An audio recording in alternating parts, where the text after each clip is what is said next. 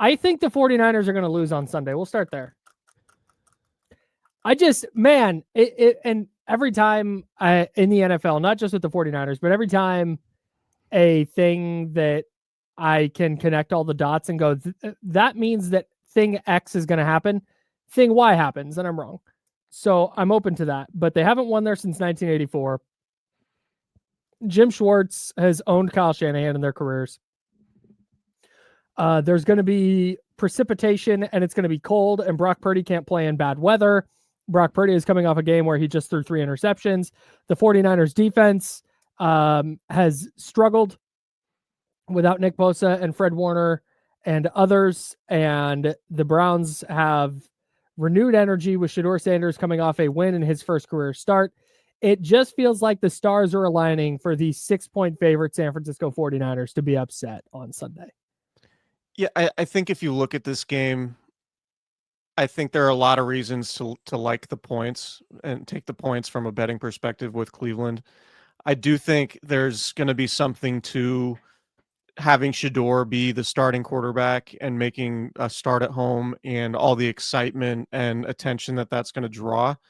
Like, I think that's a real thing. And I think it's, so much in the NFL, it's not necessarily who you play, it's when you play them.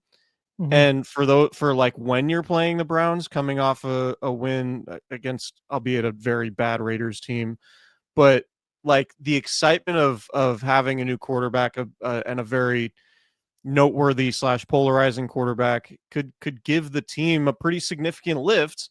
And we know that Cleveland defense is really good, particularly at home. So yeah, I am with you. Where I think I disagree with you though is like, sure, they haven't won since 1984, but like the Chris Winkie game in 2006 or whenever it was has no bearing. 2007. No doubt. That's vibes only. Vibes only. That's the fact that if you're 41 years old, you've not been alive for the 49ers to win in Cleveland. Right. Which is kind of crazy given how terrible the Browns have been for so long. But like, no, I think there's certainly a case to say that this could look a lot like the 2023 game, in that Brock Purdy was really bad. I was just going over the stats before we went live here. Like, he was 12 of 27 for 125 yards with an interception, and even with how bad he was, the Niners were in position to win that game. It was just a Jake Moody missed game-winning field goal, and the 49ers lose 17-19 basically as time expires. Like, it could absolutely go that way again. I do just want to remind you, though, that, like, this Browns team is 3-8. The offense is horrendous. And again, Shedeur is a wild card. Like, we don't know what it's really going to look like with Shedeur. We've had a very small sample size with him so far. But this is a much worse team than that 2023 Cleveland team that went 11-6. Now, some of those players are still there for sure. Like, it's also a much worse 49ers team than it was in 2023. Absolutely. That's fair. Like, this is a game that the 49ers should win.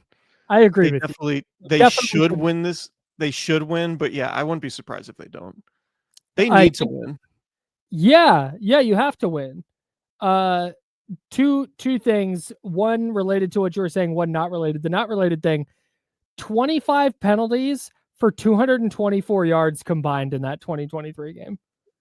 That's a crazy. hideous watch. I do not remember all that. But anyway, it was a terrible watch. Trent Williams left that game early. I think Christian McCaffrey left that game early. That was the point I was going to make. That's the point I was going to make. So Christian McCaffrey got hurt very early in that game. Deebo Samuel hurt his shoulder very early in that game. I think on the first snap. I think he took a handoff and hurt his shoulder and didn't return. Trent Williams didn't leave the game, but he had a high ankle sprain and played through it. He got the high ankle sprain early in that game and played through it because he didn't want Jalen Moore to have to play against Myles Garrett. Fair. And that started that streak of the Niners lost those 3 games in a row because they didn't have those guys, and it was the whole thing. But I think that's the other factor here when looking at that game in 2023. While Brock Purdy struggled, the 49ers offense struggled. That is something that Kyle Shanahan, I think, has struggled with during his time as the 49ers head coach and offensive play caller, is when Deebo Samuel gets hurt mid-game, or George Kittle or Christian McCaffrey, whoever is going to have a significant slice of the game plan,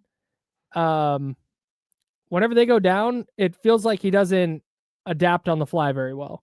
And I know that's dramatically oversimplifying it. I know there's not like a game plan for a player or whatever, but when, it's Ray McLeod having to do some of the Deebo Samuel stuff, it just doesn't, there's just not on the fly adaptability, I think, the way you would need to have to overcome those injuries in that game. And not that any team is overcoming a injury to Christian McCaffrey and Deebo Samuel and Trent Williams in 2023, but I do think that those all played a role in the 49ers lack of offensive output in that game. I think that's a fair criticism too of Kyle Shanahan and his system as a whole. And it's not to take away, like, obviously when Kyle Shanahan has his guys, it's as effective as any offense in the NFL typically. Yep. But it feels like particularly that team, like Deebo Samuel's role and their game plans are sometimes so specific that if you lose one of your key players early in a game like that, and you have to pivot your game plan, your team's just not really situated to do it because of like how specific Deebo's role. Like, you're not running those handoffs and those like bubble screens to other guys in the same way that you are Deebo. And when you go into a game plan heavily reliant on those types of things, it's been hard for the 49ers to adjust. And that's why I think that's part of the reason why the injuries have been so frustrating. We okay over there? Yeah. It sounds like we're in a dentist chair. Yeah, no. Anyway, I can continue. I was pulling up. Jeremy Fowler wrote something about Brandon Ayuk, and I wanted to pull that up. And I thought the ad was playing over the thing, and so I was very quickly struggling to. Yeah. I think one of the many reasons why people get so frustrated with the injuries is because often the 49ers can't just overcome them. And again, this isn't to say Kyle Shanahan's like scheming is bad, but like when your offense is so specific and you demand such specific things, it makes it really difficult to just plug and play guys. It's like, all right, you can say next man up and let's have a next man up mentality, but when you lose some of your guys offensively, it's just really hard to pick that up. And so especially mid-game. Right, mid-game. And in terms of Brandon Ayuk, who I know you want to talk about, like you have approximated Brandon Ayuk a little bit with Ricky Pearsall, but Ricky Pearsall is still coming off an injury, and you are going to need Ricky Pearsall, I think, to play well. I just don't think Juwan Jennings can move at this point. And I'm not sure, Really? What? I didn't think he was that bad on Sunday. No, he was fine, but like he just can't. He's not a separator anymore. Like, he can play, but like Juwan Jennings is out there running like a 4.9 40. It looks like. Yeah, that's his bag. That's his thing. Right, but he was able. Like, the thing with Juwan Jennings was, all right, he's not fast, but he's really good at separating in small spaces, or like. He just can't do that anymore. He can win with physicality and he can make catches in traffic, but he's not the same separator that he used to be. And maybe it's just all the injuries he's dealt with this year, but this is just my opinion. Like, so it just makes it more difficult like that. And not to make excuses for Brock Purdy, and we can talk about him, but the level of difficulty for Brock Purdy goes up exponentially when his weapons aren't nearly as good. And it just feels like his weapons haven't been as good. And so I'm curious how that plays in a cold weather, snowy scenario against a really good defense potentially in Cleveland. Yeah. Yeah. That's the other. Ricky Pearsall, since he's come back, has been wholly ineffective. And I don't know if that's a Brock Purdy problem. I don't know if that's a Ricky Pearsall problem. I'm not really sure, but you're right. If he's going to catch 2 passes for 8 yards, Juwan Jennings he's been really consistent. I was writing about this the other day, and I want to make sure I have the numbers right because it is over the last 6 games, he's had at least 4 catches in every game. And over the last 5 games, he's had at least 40 yards in every game. And he has a touchdown in 3 of the last 4. Like, that's really nice production. You'll take it. But that can't be your number one wide receiver, which is what he's been most of those weeks. Right. Like that's just not a thing that can happen. They need more from Ricky Pearsall. They need more from the variety of veterans who are also on the roster who may or may not get targeted.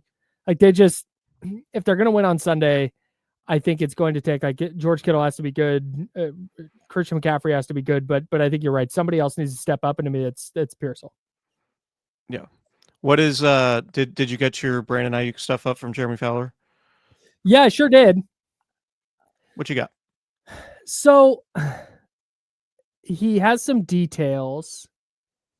He says a few people I've checked with believe an issue was Ayuk's failure to show up for rehab appointments during the offseason, which is why the 49ers voided his guarantees. Either he didn't trust the trainers or didn't want to show up. Either way, an unwillingness to properly rehab a significant knee injury as the team sees fit is typically easy grounds for a guarantee void. A few teams I spoke to believe Ayuk is slightly more tradable with the voided guarantees, though the option money is still technically on the books. Reworking his deal altogether would be the preferred method, and Ayuk might not want that. Getting released and hitting free agency in March would be the cleanest path for him, and he would have suitors. He's only 27 and had 1,342 yards in 2023. It doesn't connect any dots for me. I find it notable. Like if Brandon Ayuk did not trust the training staff, that to me is notable because that's something that we've heard sort of behind the scenes a little bit for years and years, even beyond just like the fans wanting to fire the training staff. There's been, going back to like Ben Peterson, there have been questions about like the 49ers training staff and their methodology, and like it's just been persistent for way too long. Like you and I have said it a bunch of times. It's like at some point, even if you believe that your training staff is good and that your team doctors are good, you have to look at the data and say, whatever we're doing isn't working, so we just need to pivot and try something else. Yep. And this sort of falls in line with that. And like, obviously you don't blame the training staff for a lot of, the freak injuries. You don't blame the training staff for Fred Warner having a player land on his ankle. Like, football's football, and it's a physically taxing sport, and injuries happen.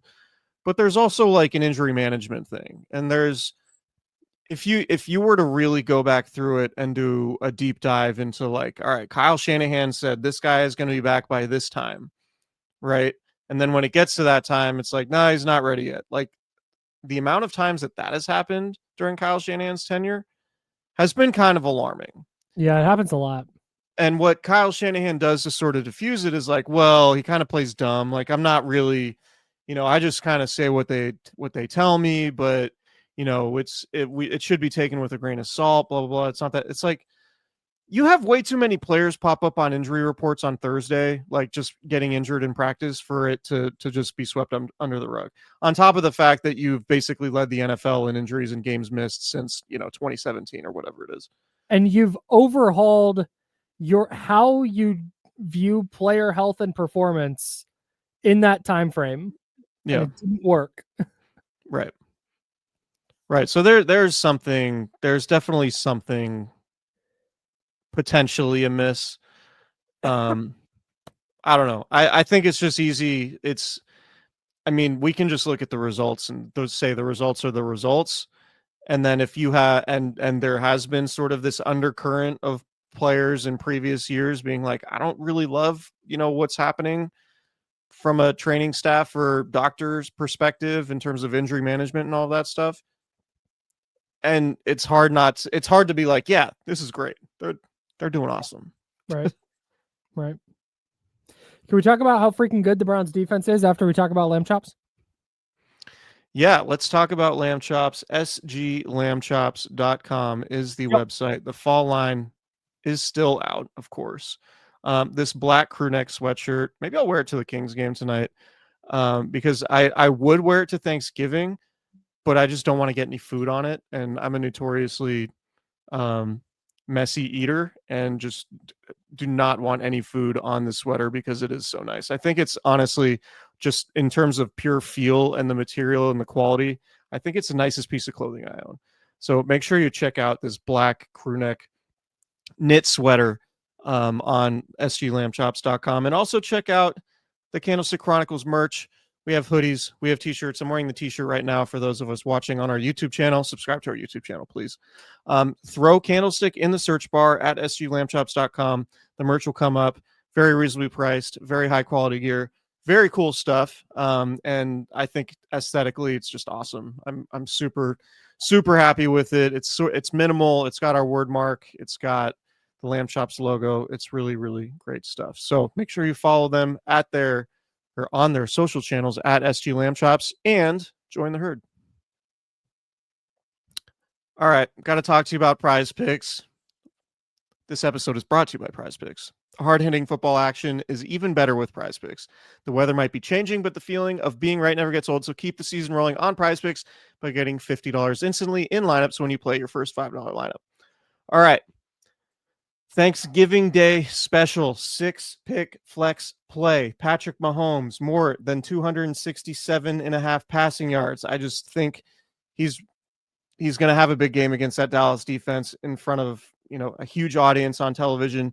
Jahmyr Gibbs, I'm going more than 71.5 rushing yards against the Packers. Dak Prescott, I'm going more than 262.5 passing yards against the Chiefs for the Cowboys. Christian Watson, I'm going more than half of a rushing or receiving touchdown in the Packers game against the Lions of Detroit. Jake Ferguson, I'm going more than half a rushing or receiving touchdown in the Cowboys game against the Chiefs. And I'm going Travis Kelce, more than half a rushing or receiving touchdown in the Chiefs game against the Cowboys. Those last 3 touchdown plays are demon plays. Those are going to hit your multiplier or make your multiplier even better. If I hit 4 of 6, it's a 0.4x multiplier. Not ideal, but it's still coming in the green. You hit 5 of 6, you get a 2x multiplier. Okay, that's fun. 6 of 6, 26x. That's what we're shooting for. We're shooting for that 26x multiplier. That's what we're trying to get here on Prize Picks. So make sure you download the Prize Picks app today. Use code Candlestick to get $50 in lineups after you play your first $5 lineup. That is code Candlestick to get $50 in lineups after you play your first $5 lineup. Prize Picks, it's good to be right. I'm a sicko. I have a lineup for every game on Thursday. I love that for you. It's going to make it a lot of fun. Yeah, man. I'm fired up. I haven't made my 3rd game lineup yet, but I've got my first 2. I'm locked in. Love that for you. Dialed. Hell yeah. Wish I had a lineup on this Detroit-Boston shooty baskets game right now. I'll tell you that much. Are they playing right now? Right now. That's wild. It's 2:40 in the afternoon. West Coast time. 5:40 in the afternoon over there. Crazy. I was unaware that basketball was tipping this early. I've been locked into Kings Suns, pregame content all day. So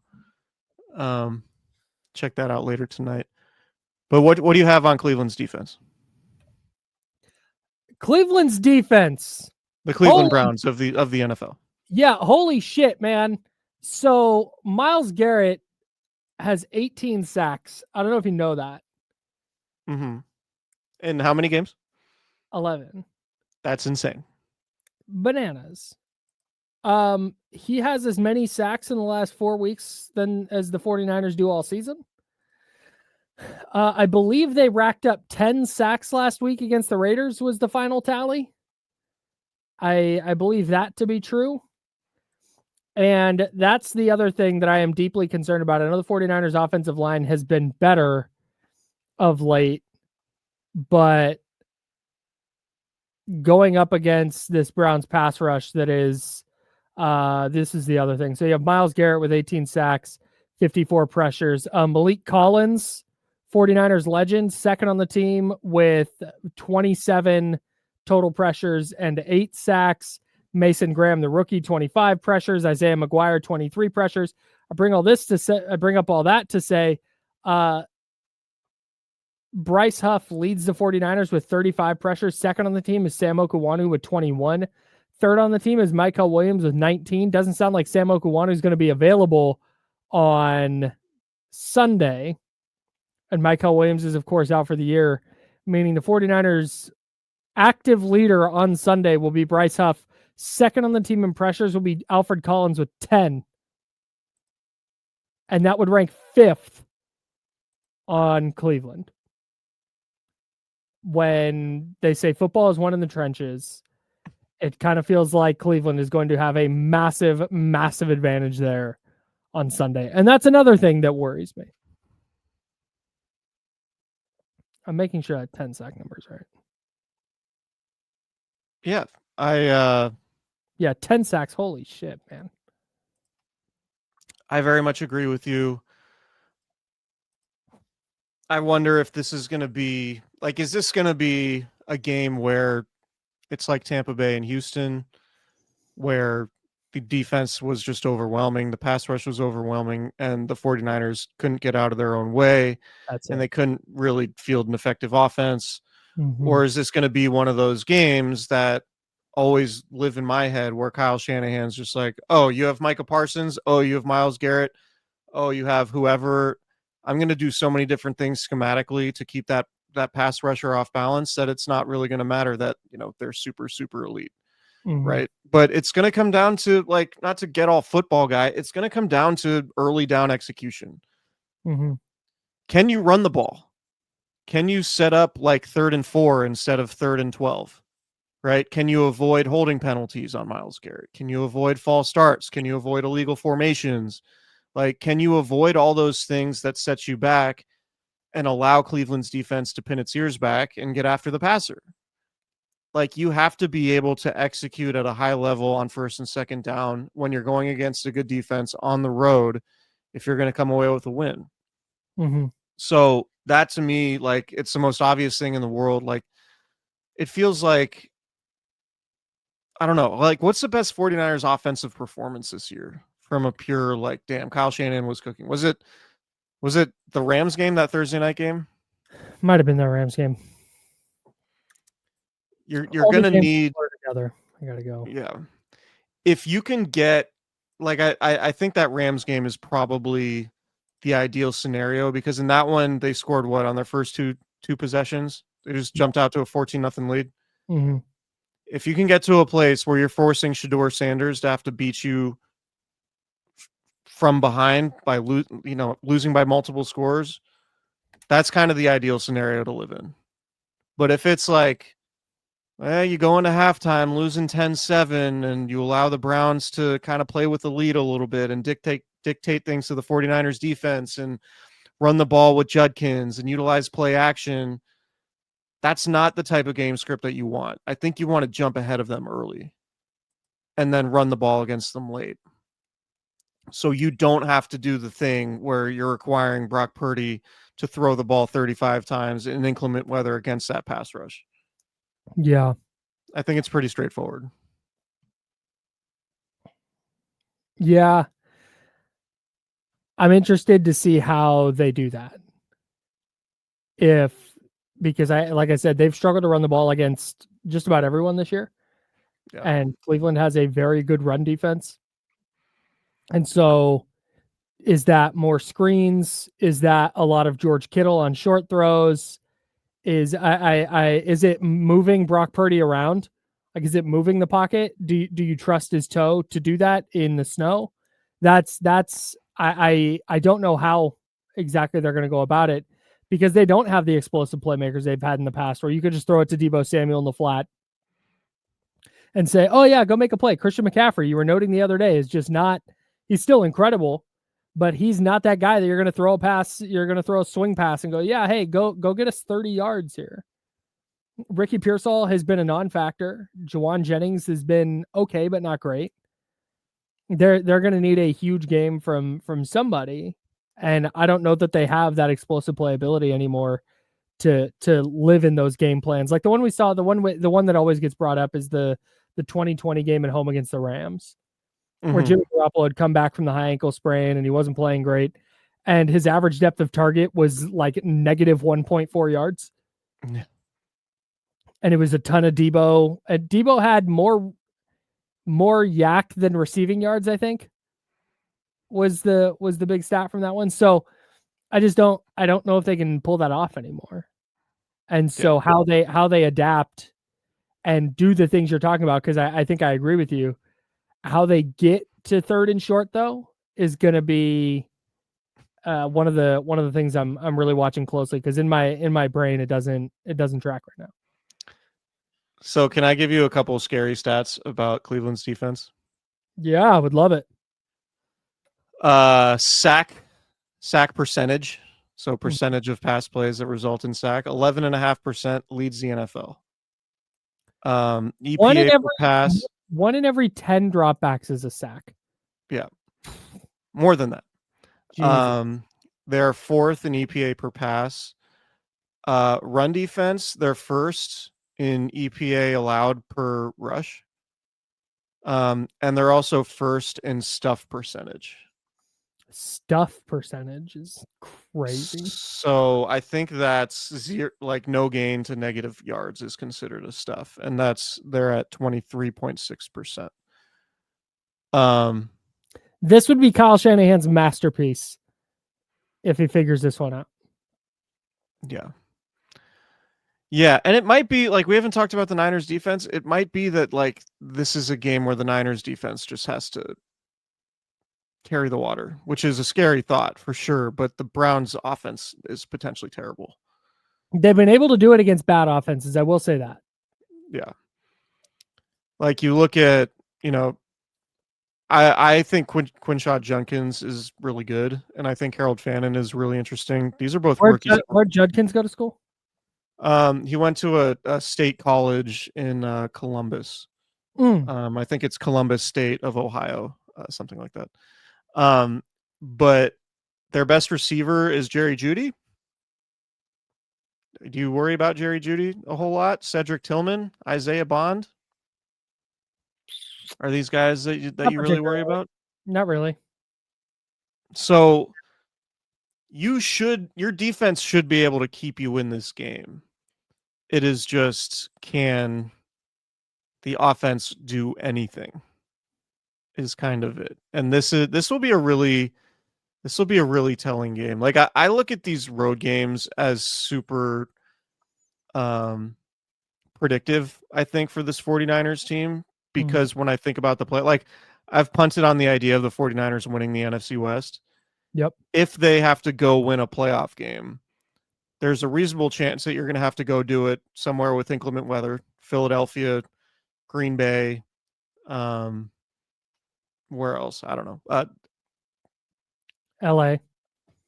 Sure, LA. Actually, have you noticed about these LA games that there are tons of 49ers fans that go to SoFi Stadium? What? You haven't heard that? No. It's so crazy because sometimes the home team, the Rams, have to use a silent cadence because 49ers fans at Levi Stadium. No, at SoFi. What? Yeah. No, that's a real thing. Look it up. Well, that must be the only place then. Actually, like it's the Niners fans traveling is kind of a thing. But no, I think Stadium have a roof. It does. Oh, okay. Weird. Wonder why they do that. Yeah, that's a great question. Nobody knows. But I do think like tough road games and inclement weather in November are super predictive to what a playoff game might look like. Like, can the 49ers, like, I think the Browns, it's safe to say, have a playoff type defense. Like, it's arguably, one of the 2 or 3 best defenses in the league, with potentially the best pass rusher of all time. Does that get talked about enough? I think we can go so far as to say he's on track to be the best defensive player of all time. Wow. That's crazy. He might have 30 sacks this season. Sure. So, but anyway, like the point here is that, like, I view this as super predictive because there's a real scenario that this is what it looks like in the playoffs. Just from a 49ers offense perspective, like you're going up against a good team, inclement weather, or good defense. Like it could be tough. And I think the 49ers they should win this game. They're 6-point favorites. They absolutely should win this game. But on that side of the ball, it could be really tough sledding. Yeah. I think you're right. Myles Garrett has 18 sacks in 11 games, and he went weeks 4 through 6 without having one. He has 18 sacks spread across 8 games. Yeah, man. Like we don't hear about it that this might be the best defensive season of all time from an individual player. If the Browns were anything less than ass or anything better than total ass, he would be in the MVP conversation. Yeah. If they got to swap offenses with anyone else in the AFC North, he would be in the MVP conversation because the Browns would be like 9-2. Browns offense for the season last in EPA per play. Oof. 31st in yards per game. And again, this could be dramatically different because they'll have a different quarterback. 32nd in EPA per pass attempt. Like they got to be higher in rush. Let's see. Nope, they're pretty 27th in EPA per rush, even with Quinshon Judkins. So, yeah, that's not great. It is worth noting that never mind. I was going to say the Jets hung 27 on the Browns, but 14 of those were a 99-yard kickoff return and a pick six. So, never mind. And maybe Sky Moore. Sky Moore has one? Hey, did I wear my Sky Moore L yet on this podcast? You did on your radio show today. Yeah, I did on the radio show today. I just wanted to do it here too. I was just all the way out on Sky Moore as an effective player. Was like, not even sure he'll make the team. He stinks.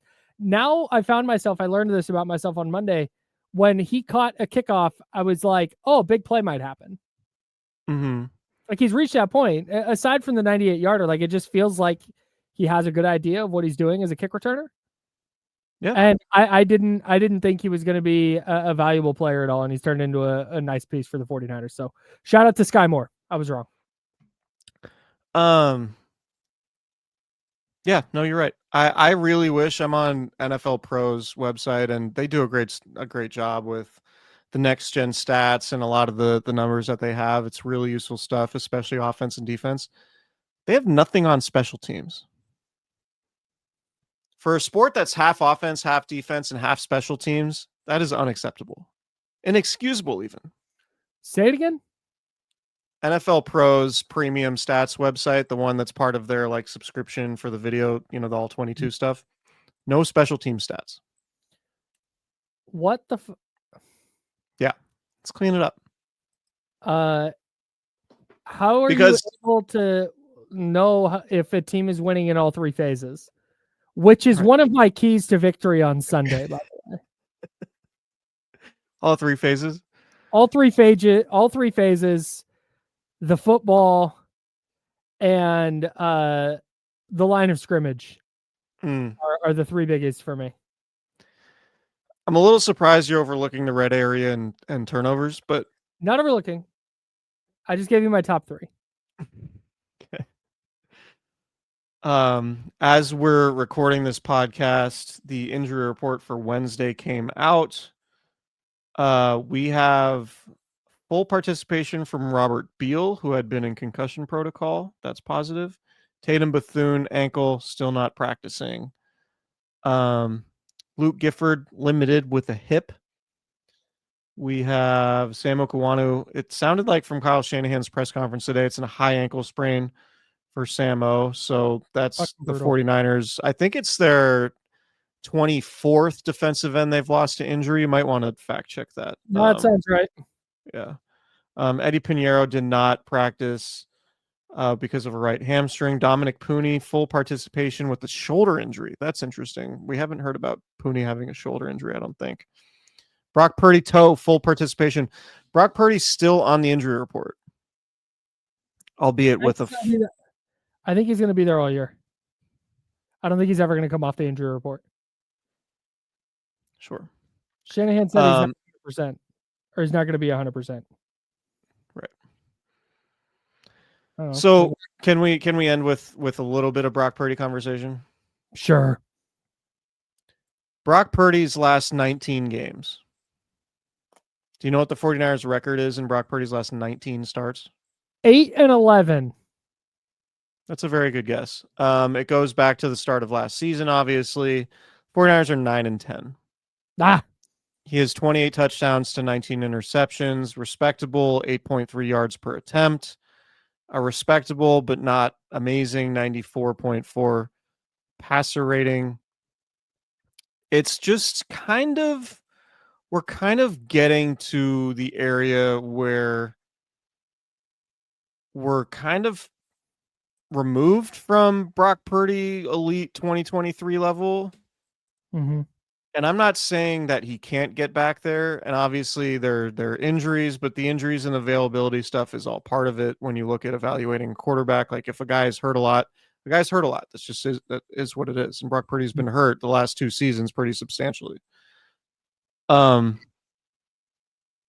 getting kind of far removed from the 2023 elite Brock Purdy processing anticipation. Like this guy is an MVP candidate. Like that, we're kind of getting far removed from that.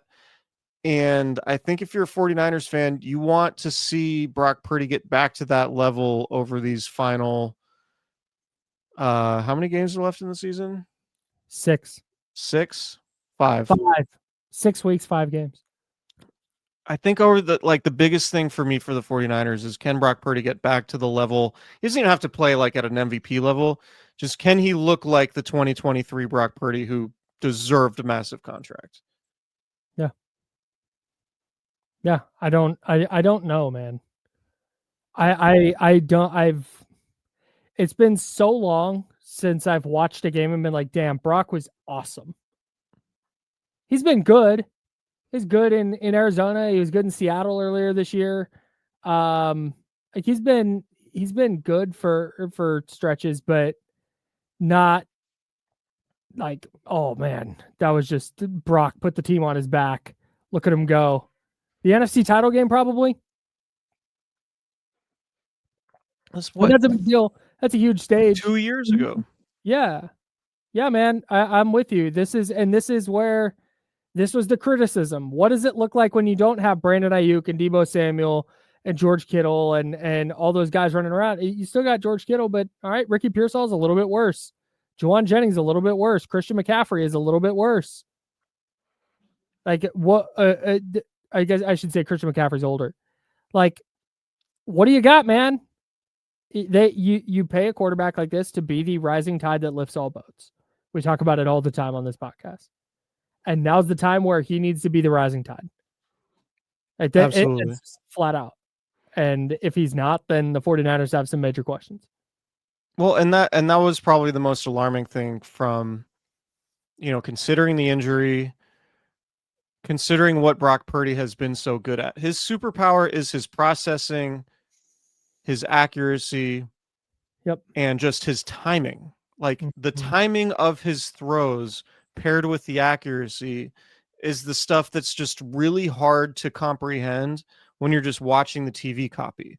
And this isn't meant to be like I'm a film guy, I watch all 22, but like when you watch the end zone view of a lot of his throws, particularly the in-breaking routes, Brock Purdy is making these throws before the receivers are breaking to the middle of the field. And then what was alarming about the Monday night game against Carolina to me was that the first interception, he's standing there. He could rip that throw and time it like he was so good at in 2022 and 2023. He holds on to the ball for an extra beat, and then he's inaccurate when he throws it, and then it's intercepted. And it's like Brock Purdy is not playing with the superpower that he had in 2022 and 23. Like that's clear to me. Like the anticipation is not there. Now, can he get that back? Sure. Is it more difficult to get that back when you don't have full confidence in your plant foot because you got turf toe? I would imagine so.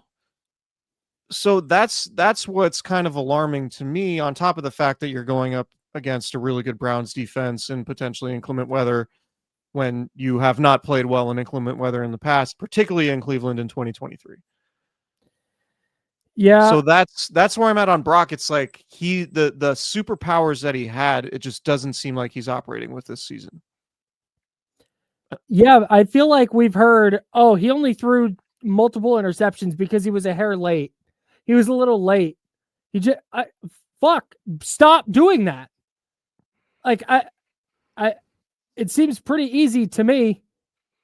I don't know. The game on Sunday or on Monday night felt reminiscent of last year Brock Purdy, where he's forcing throws down the field and not just taking what the defense gives him. He did that better in the second half. Yeah. But they're protecting a lead. Right. Pushing the ball down the field matters. And I think his willingness to do it and to do so accurately matters. You have to push We talked about it in relation, real quick. We talked about it in relation to the Mac Jones versus Brock Purdy debate, right? Brock Purdy pushes the ball down the field. He makes the defense defend more grass than Mac Jones does. And that gives you an opportunity for big plays. It opens up the run game, et cetera, et cetera. The caveat there is you can't just throw it downfield willy-nilly. You can't do it and turn the ball over. That is the opposite of being impactful. You can't, like, Brock Purdy made his hay in the middle of the field. Like, they're like the 15 to 25 yard throws in the middle of the field where Brock Purdy excelled, and what made him so good when the 49ers went on their deep playoff runs. Mm-hmm. The thing is with throwing over the middle of the field is you cannot be late. Mm-hmm. You cannot be late. That's the most important thing. And you have to be accurate. I guess those are probably the two most important things. But when you're neither, then that's really problematic. And is it a confidence that, like, the concern is, because you see quarterbacks rise and fall in the NFL all the time. A majority of the time when quarterbacks fall, they just lose their confidence. And I'm not saying Brock's losing his confidence, but it makes me wonder, like, if he's the first interception he could have let it rip. For whatever reason, he hesitated for half a beat or even a full beat. Like, he just didn't let it rip. Why didn't he let it rip? If him not letting it rip and him being late on those throws and not throwing with the same level of anticipation is a product of his lack of confidence, that is potentially really damaging. Yep. And that would be my fear, is like, if Brock Purdy is not making those throws with the anticipation that he made previously, then Brock Purdy has lost his superpower, and that's not a good thing, because Brock Purdy without that superpower is pretty average. Over his last 17 games, he's at 27 touchdowns and 18 interceptions. Yeah. He has, over his last 15 games, 6 games with multiple picks. That's not going to get it done, man. And in 2023, he had, 30 and 10? Something like that. He had 3 games. He had 3 games with multiple interceptions that entire year, that entire 2023 year. So he had, in 2022, 13 touchdowns, 4 interceptions, and 5 starts. Or for the whole season, he appeared in 9 games, made 5 starts. Mm-hmm. First season as a starter, obviously 49ers went to the Super Bowl, 31 and 11. Mm-hmm. Led the league in touchdown percentage and success rate. Since then, 2024, 20 touchdowns, 12 interceptions. This year, 8 touchdowns, 7 interceptions. 28 and 19 is disgusting. Yeah. I mean, it's very, very average to below average. Like, it's not. Yards per attempt down to 7.5. Yeah. Rating at a career low. Yeah. And weapons are part of it. Like, weapons are absolutely a part of it. Like, you don't have an all-pro receiver this year. Yeah, but that shouldn't mean you suck now. No, for sure. I'm not making excuses for him. It's just a fact. Like, he is. Christian McCaffrey's older, less explosive. You don't have Brandon Ayuk. Yeah. You have an older version of George Kittle who's still elite, but, like, it's just the point is Brock Purdy needs to be better. The 49ers paid him because they're like, all right, he's an ascending player. He's getting better. And as the rest of the roster takes a step back, Brock Purdy's going to take a step up and be the rising tide that lifts all boats. So far, he hasn't been. Correct. He's been the opposite. Yeah. Tough. So, and he has a chance. I mean, look, you're going against Cleveland. You have Tennessee. You have the game against Indy. You have Seattle. Like, he has the opportunity to get back to where he was. But alarming. That game against the Bears might be like for a playoff spot too. Just didn't want to leave that one out. Yeah. Oh, yeah, for sure. Anyways. I'm not out on Brock. Optimistic on Brock that he can get back there, but it's just notable to me that those are the types of interceptions he's throwing. Yes. And it seems to be all of them. Yeah. See what changes the 49ers have against a very good Cleveland defense. I think the 49ers lose. You made that clear. 16-12, and Matt Gay misses an extra point. Thanks. All right. I'm just gonna pander and say Niners win. Super ugly game. I'm gonna go 13-8. Browns get 2 field goals and a safety. I'm here for it. The safety comes on a 3rd and 7 from their own 4, and Brock drops the ball in the end zone. Sky Moore is going to field a punt at like the 3 and then like run sideways. Yeah, and then there's going to be like a holding of Myles Garrett, like Dominic Pooney, or Colton McKivitz is going to hold Myles Garrett in the end zone for a safety. Oof. Niners are going to win though, 13-8, 2 field goals. Great performance from the defense. You might need it. All right. Subscribe, rate, review wherever you get your podcasts. We're also on YouTube, youtube.com/@Candlestick Chronicles Podcast, or just search Candlestick Chronicles on YouTube and we will pop up right there. We may be back before the 49er game, but if not, we will have a live show for you after the 49ers game on Sunday afternoon. See you, everybody. Shout out to Alro. Have a great Thanksgiving.